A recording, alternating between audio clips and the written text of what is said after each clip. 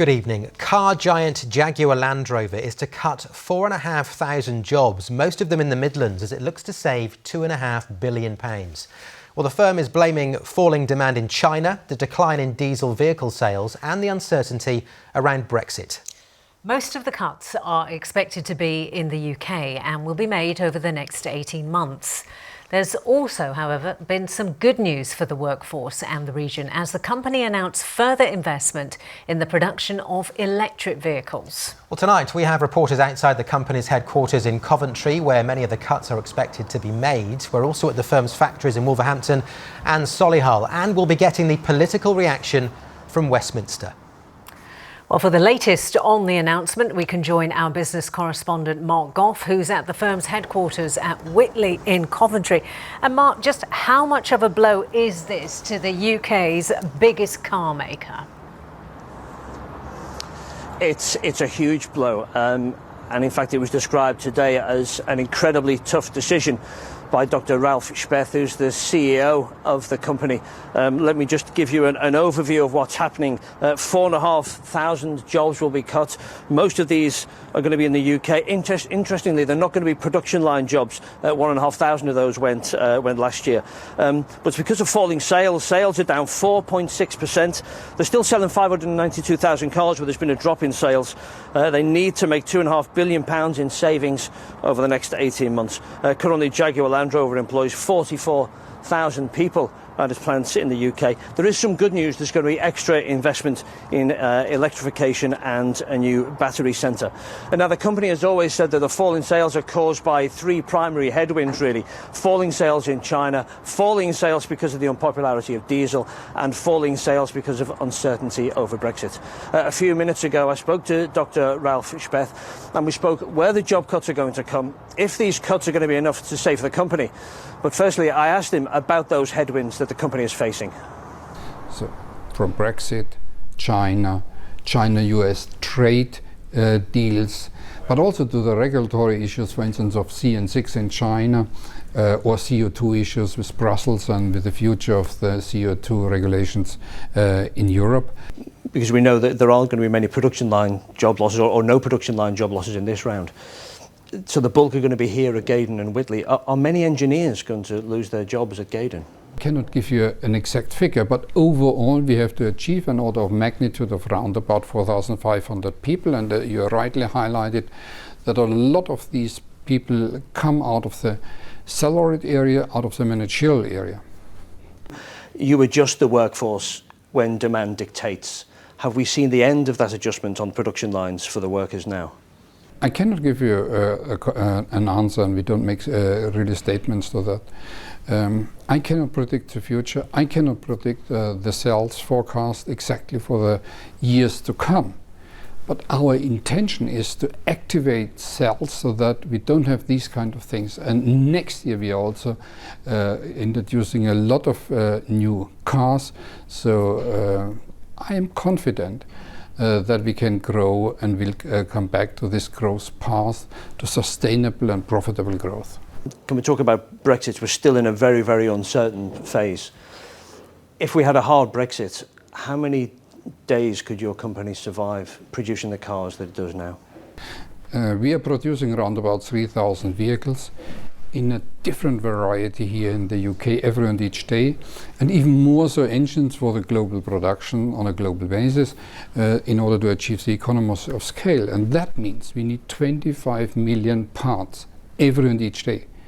And if we have to stop the production because we miss one part, which is not at the right time, at the right place, in the right color, in the right leather scheme, whatever, and we don't follow this kind of complexity, then we have a problem and we have to stop the production. It's an individual tragedy for each of the people who's going to lose their jobs. How do you feel personally for those people now? It's a very sad moment, I have to say. Do you think what you're doing today is enough to secure the future of this company? We are doing all these kind of elements step by step with this kind of two initiatives, the Charge but also the Accelerate program as discussed. At the very moment we are of the opinion that we are doing enough, but nobody can predict the future, nobody knows what is going to happen. And as you have seen, it's not a question only of Jaguar Land Rover, it's a question of the automotive industry. And you have seen so many announcements in the last days from the US to Korea, but also then close by, so that at the very moment we are not alone in this kind of process. That doesn't help our people. We have to take care about our people. But on the other side, we also have to make sure that Jaguar Land Rover can continue stronger for a brighter future. Dr. Ralph Speth, the Chief Executive of Jaguar Land Rover there. Well, now I'm joined by Darren Hall, who's a Regional Officer for the Union Unite. Darren, obviously dreadful news for the 4,500 people who are going to lose their jobs in here, perhaps in Whitley and in Gaydon as well. Are you relieved that there's no more cuts on production line workers? But obviously there is a relief. We went through a process last year to adjust the production lines in line with the demand. This is now the next step and the next phase of that $2.5 billion saving at the cost that the company have announced last year that's needed to achieve to put us in a successful position going forward. Yeah, I suppose it is now what happens next, isn't it? But you need an uplift in sales in China. You need the Brexit uncertainty to go. Absolutely. You need an uplift in sales in diesels. All the electrics coming in. How confident are you that things might start to change? Those headwinds will turn around. We're going through the process at the moment of the government and the inability to secure us a Brexit deal. We've got the demonisation of the diesel models, and obviously the sales in China going forward. I think the company's got to realign itself to make itself profitable and successful. Are we confident going forward? Yes, we are. We've got signs and we've seen signs of the company being committed to the UK. We're scrutinising the company continually to make sure that is the case, and that will be going forward. But we've seen the first indication of that today with the announcement of the battery. Yeah, that's good news. Yeah, Darren, thanks very much for joining us. As I say, there is some good news in this story, but today and tonight for about 4,500 people who work for Jaguar Land Rover, it's a very, very sad evening. Mark, thank you very much. Well, as Mark and his guest mentioned there, among the bad news for the region, there have been some positive developments today. Yes, and as we've heard, JLR is investing in its electric range. One of the factories that will benefit is its engine factory near Wolverhampton. Our reporter Andy Bevan is there for us now. And Andy, what are the details of this investment? Well, Sam, as you say, this is Jaguar Land Rover's engine manufacturing centre just off the M54. And in this 2 million square feet factory, they turn out about 300,000 engines a year. They could be, though, about to get a whole lot busier.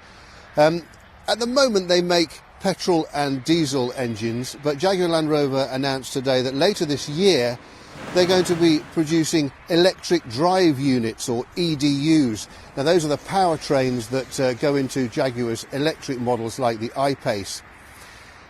Now, the company's already said that by 2020, it plans to offer electric versions of all its models. So the announcement today means that that promise could be a step closer. However, some motor industry experts say that Jaguar Land Rover has been lagging behind its competitors in the production of electric vehicles.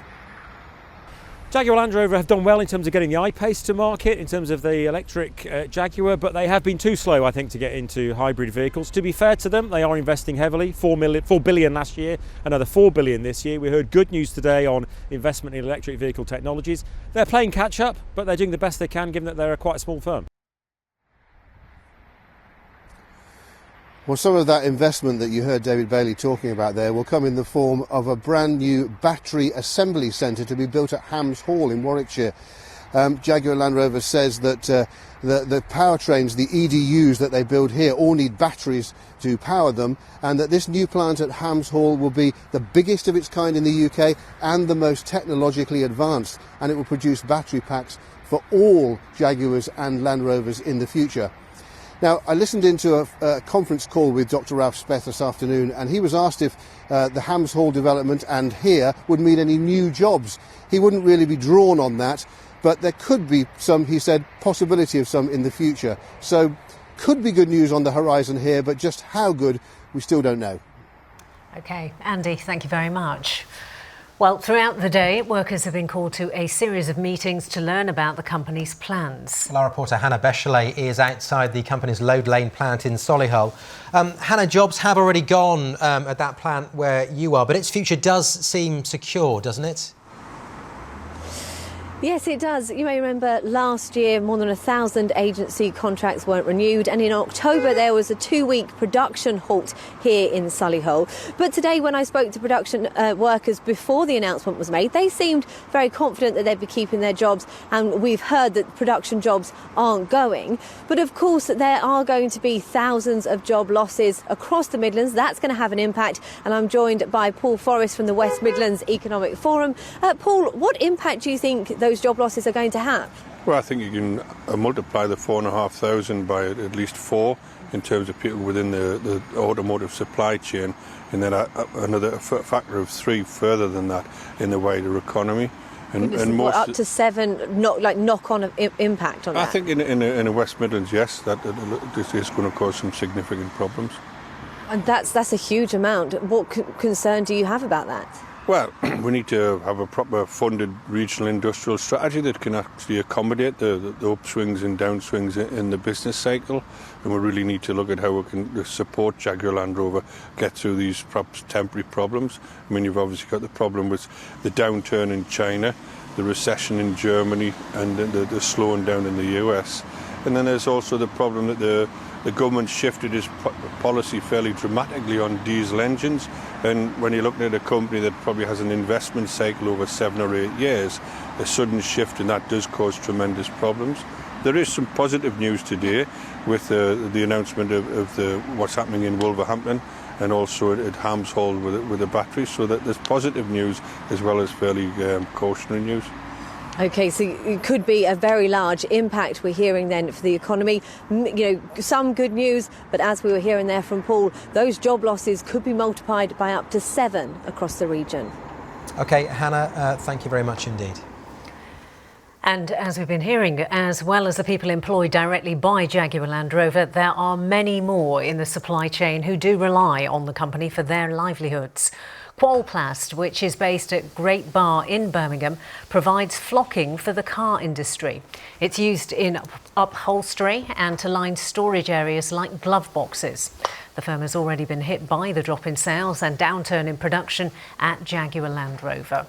We're quite worried about it. I mean, we sympathise with the difficulties Jaguar are having at the moment, but they're so intrinsically important to the supply chain, the automotive supply chain here in the West Midlands. We've already lost or had to lay off 6 members of staff over the last year because of a downturn in Jaguar production. And we would hate to lose any more because it then starts to impact on our production, but it's that fine balance between what we need to run a sustainable business and what Jaguar need in their requirements. It doesn't stop with us. There are suppliers, adhesive suppliers, the flock suppliers, the equipment suppliers that suffer because we're not renewing equipment, we're not buying as much adhesive, so it's a complete rolling effect.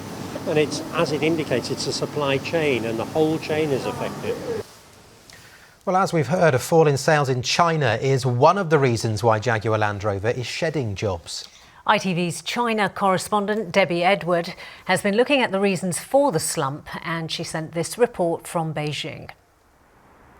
Well, this is the first drop we've seen in car sales in China in 20 years. They were down 19% in December alone and already projected to drop by 7% this year. Various figures to blame: a general economic downturn, a drop in demand, and for Jaguar Land Rover in particular, there is the issue of a major shift here to electric vehicles. The government now demands that every manufacturer based here in China produces low-emission vehicles, and they've set targets for the number of low-emission vehicles that there must be on the road by the end of this year. So for Jaguar Land Rover, who primarily produces diesel engines, that is a major challenge. But Here we've not only seen a drop in car sales, we've seen a reduction in retail spending and in house buying. And a lot of this is coming from the trade war that China is currently engaged in with America. And that has led to a lack of consumer confidence and in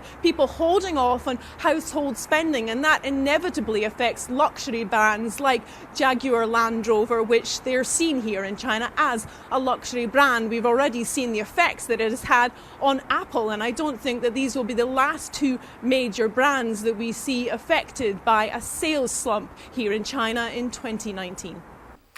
That's our China correspondent Debbie Edward. Now, as the economic impact of the job losses is being assessed, how was news received by the Midlands MPs? Well, we can cross to our political correspondent Alison Mackenzie in Westminster for us this evening. Alison, what have the MPs been telling you? Well, as we knew, this news has not been totally unexpected, but here's where the MPs representing the West Midlands can raise issues in the Commons. Let's go first to the Wolverhampton MP, Emma Reynolds. She says, yes, very bad news for the commercial. People are going to lose their jobs, marketing, management, but she takes some comfort from that promise to invest in an electric future. They very much understand that the future lies in electric cars, and so they are committed to the UK. They've reassured me of that today, and so in some ways, although this is very worrying, they are still a very, very strong company with a strong presence in the UK, employing 40,000 people across the country. Another MP who's had regular meetings with JLR officials is Matt Weston. He represents Warwick and Leamington. People from his area travel to Gaydon, travel to Whitley. So I asked him his reaction today. How does he feel knowing that some are going to be losing their jobs after this big announcement? As I understand it, management roles, commercial staffs and so on. So quite a few people in Warwick and Leamington who work at the Whitley head office, the global headquarters, but also down at Gaydon. So they will be middle senior management who will be affected. But I understand it is a voluntary redundancy programme, so hopefully this will be a natural process as opposed to forced redundancy. Stronger words tonight from Jack Dromey, the Birmingham Erdington MP. He has Castle Bromwich in his constituency and a former union boss. And he did bring me round back to this idea that Brexit, the uncertainty over Brexit, he says it cannot be ignored. I suggested, is that perhaps unfair tonight? It's not the sole reason why we've had these announcements made today. But to be frank, it's the first of many that will happen at the next stages as pressure becomes ever greater on companies to cut costs because of the uncertainty over Brexit. Now, Jaguar Land Rover and the workforce will move mountains to succeed, but they need the support of government and for government to get it right. Well, a word from the government. Greg Clark, the business minister, saying tonight, while putting a positive spin on it, as he would expect. He says, yes, devastating for these people going to lose their jobs, but looking again at those billions of pounds, that promise from JLR to stick with the West Midlands with those two new investments. He welcomes that and says that'll be front and centre of his issue as he goes forward.